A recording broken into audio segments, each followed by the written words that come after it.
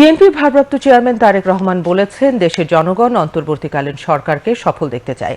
মহান বিজয় দিবস উপলক্ষে আজ রাজধানীর ইঞ্জিনিয়ার্স ইনস্টিটিউশন মিলনায়তনে বাংলাদেশ জাতীয়তাবাদী দল বিএনপি আয়োজিত আলোচনা সভায় ভার্চুয়ালি দেয়া বক্তব্যে তিনি কথা বলেন।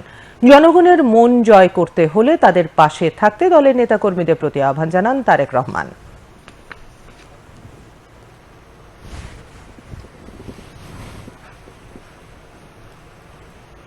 সকল অস্পষ্টতা কাটিয়ে অচিরেই নির্বাচনী রোডম্যাপে যাত্রা শুরু করবে আমাদের এই প্রিয় বাংলাদেশ।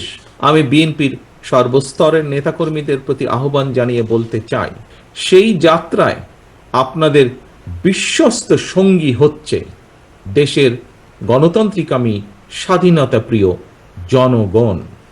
সুতরাং আপনারা জনগণের সঙ্গে থাকুন, জনগণকে সঙ্গে রাখার সর্বোচ্চ চেষ্টা করুন।